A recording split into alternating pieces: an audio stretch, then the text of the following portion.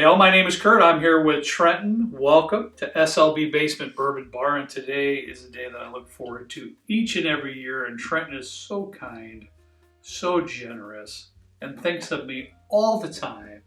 But in this particular instance, he brought me home a Four Roses limited edition, and I love those. I just love them. I look forward to them every year, and this one in particular is the 135th anniversary bottle. You look forward to the Wild Turkey Master's Keeps and the Four Roses. I feel like those are two of your, for the most part, pretty high priority ones. Yeah. For me, honestly, like Wild Turkey and Four Roses are kind of more at the bottom of my list for stuff that I'm anticipating. I get it. To be fair, a lot of the stuff that I'm really looking forward to arrives. But 135th anniversary, I think this was like $249 MSRP. Still, I think it was about on par with what it was last year. Mm-hmm. Still, $249, a lot of money, especially for some bourbon. It is. So, yes, it is.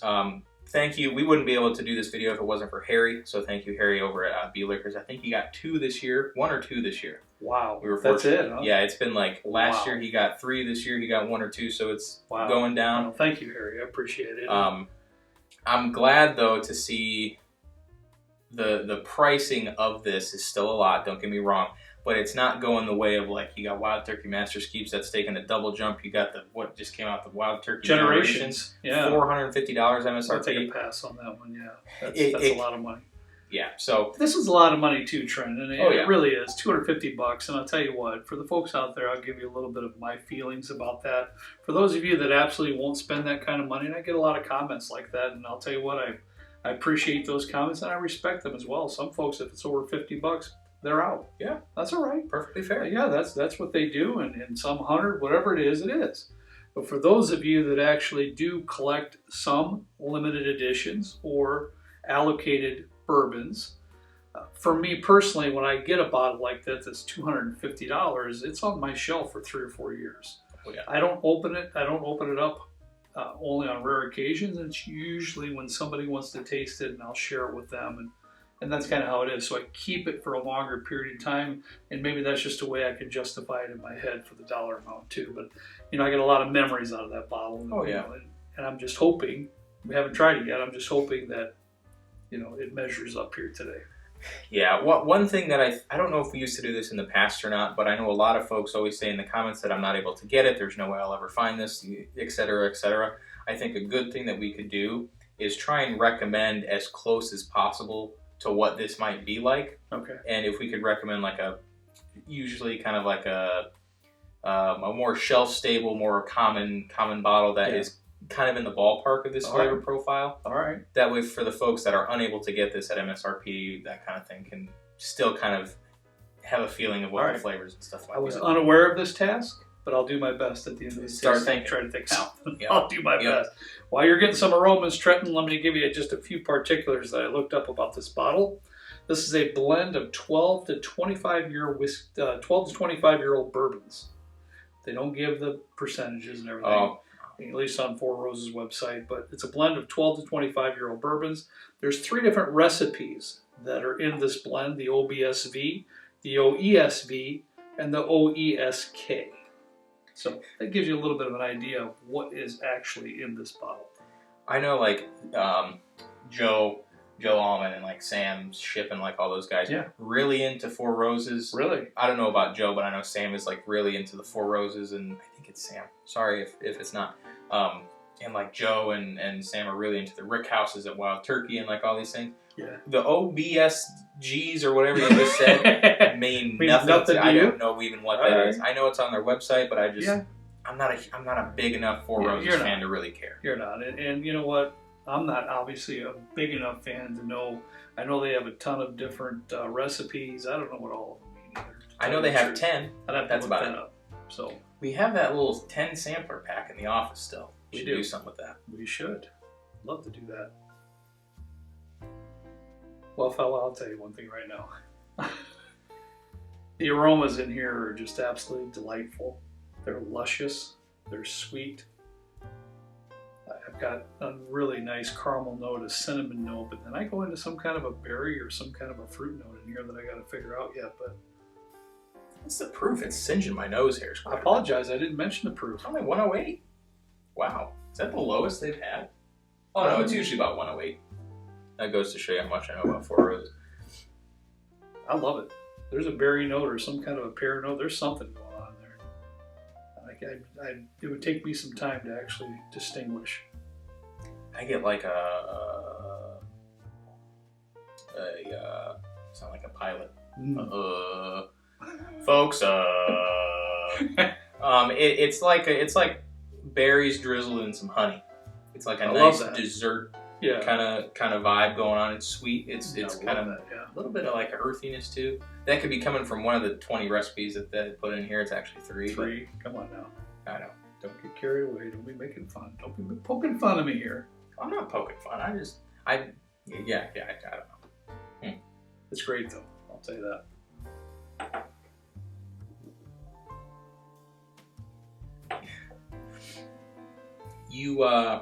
I feel like you tend to really like these where it's like just very traditional bourbon flavors in here. Would you call this traditional bourbon? I don't know, and I could be wrong. Everybody's opinion is not incorrect, but my opinion of a traditional bourbon would be more towards the caramel, toffee, vanilla, oak. That would be more traditional for me. Well, okay. I feel like this, and this is like you said, my opinion, I'm probably wrong. Wild Turkey and this have a similar feel where it's like, I could see some old fella sitting in a rocking chair on a farmhouse porch and then there's like a tornado going on in the field or something. Yeah. It's like got this old dustiness kind of vibe going on to it. That's just it. It's more of a feeling than like an actual flavor profile. Mm-hmm. This feels just like Wild Turkey feels to me. I'll tell you what, for me, buddy, this is really good. You know, is it one of the best I've ever tasted? You know, probably not, but it is an exceptionally good bourbon for me. The nose follows suits into the palate for the most part for me. Mm-hmm. I'm really getting more of that honey note that you said, light caramel with the honey note. I'm definitely getting some cinnamon in there. I've got somewhat of a fruit note there too, and I'm gonna kind of lean towards. I'm gonna do one more sip here. There's something in there, and I want to say I want to lean towards pear is what I want to go with there. But I'm really I want to make sure I try to get it right. I get like a lot of oak, and I get not a lot of oak, but I get a good amount of oak, mostly honey for me on the palate. I don't get a whole lot else. All right, well. To follow up what Trent just said, there is an oaky presence there, that's for sure. That's for sure. And I'm going to go with more of a pear, like a stewed pear note in there rather than, on the nose it's kind of a light berry type thing, but on the palate it transitions a little bit for me like into a stewed pear, and that's in the background, Trent. That's in the background. Don't get the heck is a stewed pear? Let me go in order for what I think of this. This is how I'm kind of getting it in my head here now. Yep. I take a few sips, but. Up front and center on the sweetness is definitely some honey and a light caramel with a little bit of cinnamon. That's definitely the sweetness is involved there. From there, you get that oaky presence, but it's not a harsh oak whatsoever. It's just an oaky presence. There's some older bourbons in here, so for sure. That's true. In the background, I get a little bit of a stewed pear or a stewed fruit of some sort. But what I also get, I feel, is the backbone to this sip, because if you didn't have this, it would kind of everything would kind of just be mishy-mashy, but there's a real nice rice spice that's going on here too. There's a tingle, there's a bite to it, and to me that acts like the backbone of the sip is the rice spice that's involved in this particular pour. I can see there being a little bit of rice spice. For me, now that you point that out, that's kind of one of the things that I'm not maybe a huge fan of in this application. Mm-hmm. It's like a rice spice, a little bit of honey. That's kind of all I'm getting from this. I don't know if that's because I'm not the biggest Four Roses fan or what, but like for me, well, we always got to be honest, and we try to be honest, and we do our own. It's one of our things, and we're going to be honest regardless. It's the way it is. Would I rank this as one of my favorites that I have up on the shelf? And my top 1 or 2, maybe not. Okay. There's 1 or 2 over there that I think and the best one, Trent, was 2019. that's gone now. That was the best that I ever had. You had that for like 4 years. Oh, I milked that thing for it was so good. Depth of flavor, tobacco notes even. It was great. $2,000. I would love to have another one of those bottles, but you know, that's okay. I had it for quite some time, enjoyed every bit of it. But I think this is really good. I really do. I think it's a good effort, and I think it's very, very good. If you might be a little bit more inclined to speak to this than me at this particular moment, but is there something that you could recommend that is a similar type of profile? Is it like a Four Roses single barrel? Is it something? To me, and this is only me, and your personal palate and your, you know, what you prefer outweighs anything that I have to say. But for me, Four Roses Small Batch Select. Is that the more expensive one? It is. It's like okay. $60 to $70. Okay, a lot more palatable than $250 for that. Absolutely, but it approaches, it gets you kind of on the track of what these are. Okay. You know, is it going to be as good as this one? Probably not. But it gets you on the same kind of a flavor profile as a lot of the limited releases. Yeah. Now, you can speak to this more than I can. Uh-oh. The Four Roses single barrels that you get there, you can get, depending on the recipe and so forth, you can get a lot of different profiles from that. Yeah, I have. That's different than these limited editions. Yeah, surprisingly enough, I have quite a few of the Four Roses single barrels. I don't reach for them that often. I couldn't even tell you which recipe batches I have or anything like that.